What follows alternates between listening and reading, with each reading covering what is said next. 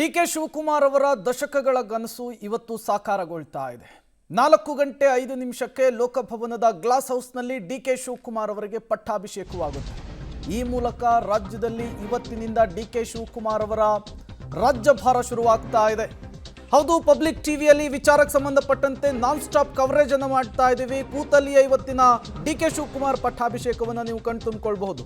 ಡಿ.ಕೆ. ಜೊತೆಗೆ 13 ರಿಂದ 14 ಸಚಿವರು ಪ್ರಮಾಣ ವಚನವನ್ನು ಸ್ವೀಕರಿಸ್ತಾರೆ ಅನ್ನೋದು ಗೊತ್ತಾಗ್ತಾ ಇದೆ. ಪಬ್ಲಿಕ್ ಟಿವಿಯಲ್ಲಿ ಡಿ.ಕೆ. ಕ್ಯಾಬಿನೆಟ್ನ exclusive list.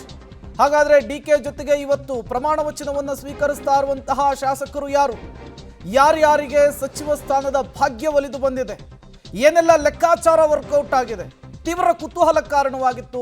ಸಾಕಷ್ಟು ಬೆಳವಣಿಗೆಗಳಾಗ್ತಾ ಇತ್ತು. ದೆಹಲಿ ಮಟ್ಟದಲ್ಲಿ ಇದೇ ವಿಚಾರಕ್ಕೆ ಸಂಬಂಧಪಟ್ಟಂತೆ ಬ್ಯಾಕ್ ಟು ಬ್ಯಾಕ್ ಮೀಟಿಂಗ್ಗಳು ಕೂಡ ಆಗಿದ್ವು. ಈಗ ಡಿ.ಕೆ. ಕ್ಯಾಬಿನೆಟ್ ಫೈನಲ್ ಆಗಿದೆ. ಮೊದಲ ಹಂತದ ಸಂಪುಟ ರಚನೆಯಾಗಿದೆ. ಅದರಲ್ಲಿ 14 ಜನ ಶಾಸಕರುಗಳಿಗೆ ಸಚಿವ ಸ್ಥಾನ ಒಲಿದು ಬಂದಿದೆ.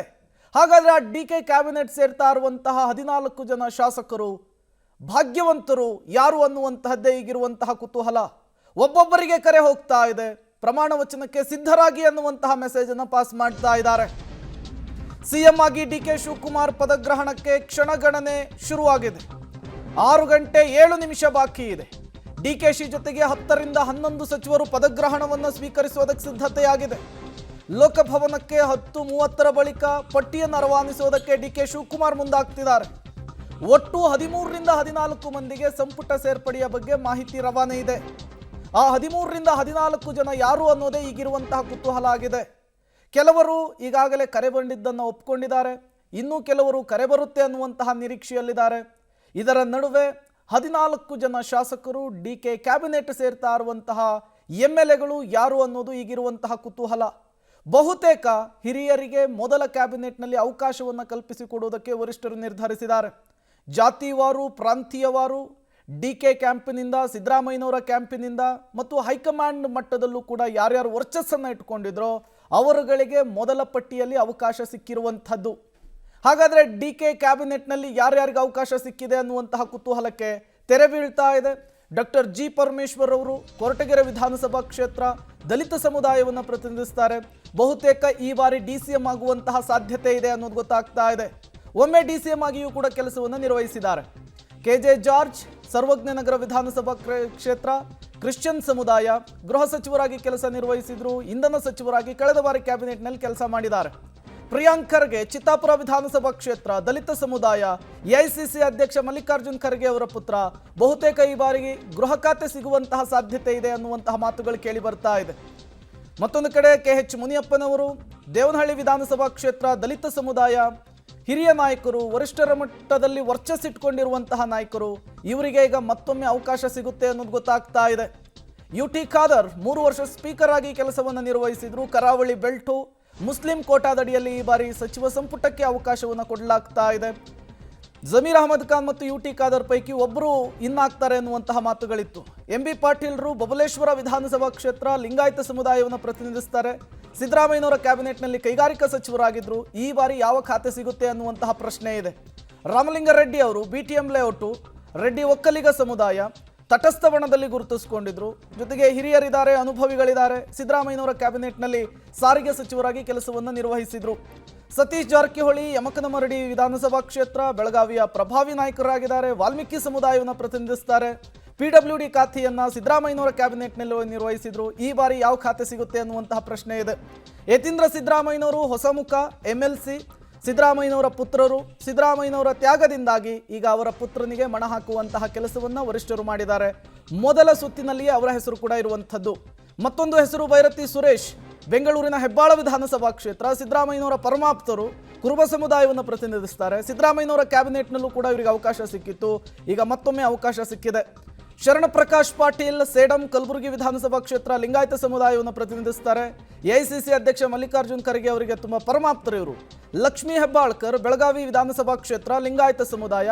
ಕೊನೆಯವರೆಗೂ ಕೂಡ ಮೊದಲ ಸುತ್ತಿನಲ್ಲಿ ಇವರ ಹೆಸರಿರೋದು ಡೌಟ್ ಅಂತ ಹೇಳಲಾಗ್ತಾ ಇತ್ತು. ಈಗ ಮತ್ತೊಮ್ಮೆ ಇವರ ಹೆಸರು ಮುನ್ನೆಲೆಗೆ ಬರ್ತಾ ಇದೆ. ಡಿ.ಕೆ. ಶಿವಕುಮಾರ್ ಅವರ ಆಪ್ತ ಬಣದಲ್ಲಿ ಗುರುತಿಸಿಕೊಂಡಿದ್ದಾರೆ. ಇವರೆಲ್ಲರೂ ಕೂಡ ಮೊದಲ ಪಟ್ಟಿಯಲ್ಲಿಯೇ ಬಹುತೇಕ ಸ್ಥಾನವನ್ನು ಪಡೆದುಕೊಂಡಿದ್ದಾರೆ ಅನ್ನೋದು ಗೊತ್ತಾಗ್ತಾ ಇದೆ. ಅಧಿಕೃತವಾಗಿ ರಾಜ್ಯಪಾಲರಿಗೆ ಕ್ಯಾಬಿನೆಟ್ ಸದಸ್ಯರ ಮಾಹಿತಿಯನ್ನು ರವಾನಿಸಿದಂತಹ ನಂತರ ಒಂದು ಕ್ಲಾರಿಫಿಕೇಶನ್ ಸಿಗ್ತಾ ಹೋಗುತ್ತೆ. 10:30 ಬಳಿಕ ಎಲ್ಲ ಪ್ರಕ್ರಿಯೆಗಳು ಕೂಡ ಆರಂಭ ಆಗುತ್ತೆ ಅನ್ನೋದು ಗೊತ್ತಾಗ್ತಾ ಇದೆ. ಲೋಕಭವನದಲ್ಲಿ 4:05 ಡಿ ಕೆ ಶಿವಕುಮಾರ್ ಅವರು ರಾಜ್ಯದ ನೂತನ ಸಿಎಂ ಆಗಿ ಅಧಿಕಾರವನ್ನು ಸ್ವೀಕರಿಸ್ತಾರೆ.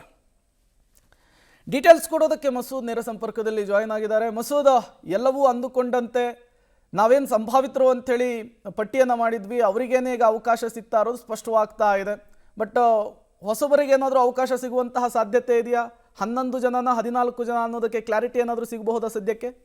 ಪ್ರೇಮ್, ಅಧಿಕೃತವಾಗಿ ಎಷ್ಟು ಜನ ಯಾರ್ಯಾರು ಅನ್ನೋಂಥದ್ದು ಪಟ್ಟಿ ಇನ್ನೂ ಕೂಡ ರಿಲೀಸ್ ಆಗಿಲ್ಲ. ಇನ್ನೊಂದು ಅರ್ಧ ಗಂಟೆ ಒಳಗಡೆ ಪಟ್ಟಿ ರಿಲೀಸ್ ಆಗುತ್ತೆ, ಲೋಕಭವನಕ್ಕೂ ಕೂಡ ಹೋಗುತ್ತೆ ಅಂತ ಹೇಳ್ತಾ ಇದ್ದಾರೆ.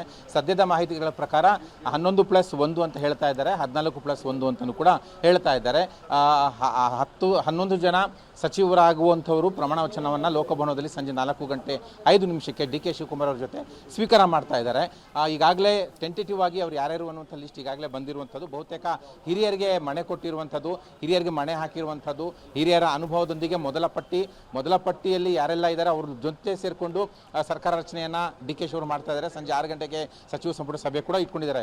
ಮುಖ್ಯವಾಗಿ ಯಾರ್ಯಾರಿಗೆ ಕರೆ ಬಂದಿದೆ, ಯಾರ್ಯಾರಿಗೆ ಕರೆ ಬಂದಿಲ್ಲ, ಇನ್ನೂ ಕೂಡ ಯಾರ್ಯಾರಿಗೆ ಕರೆ ಬಂದಿದೆ ಅವರು ಅಧಿಕೃತವಾಗಿ ಹೇಳ್ತಾ ಇಲ್ಲ, ಬಹಿರಂಗ ಪಡಿಸ್ತಾ ಇಲ್ಲ. ಎಲ್ಲವೂ ಕೂಡ ಸೀಕ್ರೆಟ್ ಆಗಿ ಅವ್ರಿಗೆ ಕರೆ ಬರ್ತಾ ಇದೆ. ಡಿ ಕೆ ಶಿ ಅವರೇ ಅವರೆಲ್ಲರಿಗೂ ಕೂಡ ಕರೆ ಮಾಡ್ತಾ ಇದ್ದಾರೆ. ಇನ್ನೇನು ಸ್ವಲ್ಪ ಹೊತ್ತಲ್ಲಿ ಲೋಕಭವನಕ್ಕೆ ಪಟ್ಟಿ ಕೂಡ ಹೋಗುತ್ತೆ. ಬಹುತೇಕ ಖಾತೆಗಳ ಬದಲಾವಣೆಯೂ ಕೂಡ ಆಗುತ್ತೆ ಅನ್ನುವಂಥ ಮಾತುಗಳು ಕೂಡ ಕೇಳಿ ಬರ್ತಿದ್ದಾವೆ. ಈಗಾಗಲೇ ಈ ಹಿಂದೆ ಯಾವೆಲ್ಲ ಖಾತೆಗಳನ್ನು ನಿಭಾಯಿಸಿದಾರೋ ಆ ಖಾತೆಗಳು ಕೆಲವರಿಗೆ ಬದಲಾವಣೆ ಆಗುತ್ತೆ ಅನ್ನುವಂಥ ಮಾಹಿತಿಗಳು ಕೂಡ ಬರ್ತಾ ಇದ್ದಾವೆ. ಒಟ್ಟಾರೆಯಾಗಿ ಬಹಳ ಕುತೂಹಲ ಮೂಡಿಸಿದೆ. ಕ್ಷಣಗಣನೆ ಕೂಡ ಆರಂಭ ಆಗಿದೆ. ಇನ್ನೇನು ಸ್ವಲ್ಪ ಹೊತ್ತಲ್ಲೇ ಪಟ್ಟಿ ರಿಲೀಸ್ ಆಗುತ್ತೆ. ಪಟ್ಟಿ ರಿಲೀಸ್ ಆದ ನಂತರ ಯಾರ್ಯಾರಿಗೆ ಮಣೆ ಹಾಕಿದೆ ಹೈಕಮಾಂಡ್ ಅನ್ನುವಂಥದ್ದು ಗೊತ್ತಾಗುತ್ತೆ. ಜೊತೆಗೆ ಅದರಲ್ಲಿ ಸಿದ್ದರಾಮಯ್ಯ ಕೋಟದವರು ಯಾರ್ಯಾರು, ಡಿ ಕೆ ಶಿ ಕೋಟದಿಂದ ಯಾರ್ಯಾರಾಗಿದ್ದಾರೆ, ಹಾಗೆ ಹೈಕಮಾಂಡ್ ಕೋಟದಿಂದ ಯಾರ್ಯಾರಾಗಿದ್ದಾರೆ ಅನ್ನುವಂಥದ್ದು ಕೂಡ ಖಚಿತ ಆಗುತ್ತೆ. ಪ್ರೇಮ್, ಓಕೆ ಮಸೂದ್, ಹಾಗೆ ಸಂಪರ್ಕದಲ್ಲಿರಿ, ಮತ್ತಷ್ಟು ಡೀಟೇಲ್ಸ್ ನಿಮ್ಮಿಂದ ಪಡಿತಾ ಹೋಗ್ತೀವಿ. ಸದ್ಯಕ್ಕೆ ಕ್ಯಾಬಿನೆಟ್ ಸಸ್ಪೆನ್ಸ್ ಹಾಗೆ ಮುಂದುವರಿತಾ ಇದೆ. ಬಟ್ ಪ್ರಮಾಣ ವಚನಕ್ಕೂ ಮೊದಲು ಮುಖ್ಯಮಂತ್ರಿಯಾಗಿ ಪ್ರಮಾಣ ವಚನವನ್ನು ಸ್ವೀಕರಿಸೋರು ತಮ್ಮ ಜೊತೆಗೆ ಯಾರ್ಯಾರು ಪ್ರಮಾಣ ವಚನವನ್ನು ಸ್ವೀಕರಿಸ್ತಾರೆ ಅನ್ನುವಂತಹ ಮಾಹಿತಿಯನ್ನು ರಾಜ್ಯಪಾಲರ ಗಮನಕ್ಕೆ ತರುವಂತಹ ಕೆಲಸ ಆಗೋದಬೇಕು. ಲೋಕಭವನಕ್ಕೆ ಮಾಹಿತಿಯನ್ನು ಕೊಡಬೇಕು.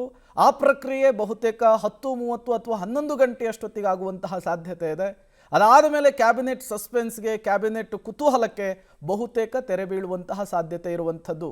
ನಿನ್ನೆ ಮ್ಯಾರಥಾನ್ ಮೀಟಿಂಗ್ ಆಗಿತ್ತು ದೆಹಲಿ ಮಟ್ಟದಲ್ಲಿ. ಈಗಾಗಲೇ ಯಾರ್ಯಾರು ಸಚಿವರಾಗ್ತಾರೆ ಅನ್ನೋದು ಡಿ ಕೆ ಶಿವಕುಮಾರ್ ಅವರ ಕೈಯಲ್ಲಿರುವಂತಹ ಲೀಸ್ಟ್ನಲ್ಲೂ ಕೂಡ ಇದೆ.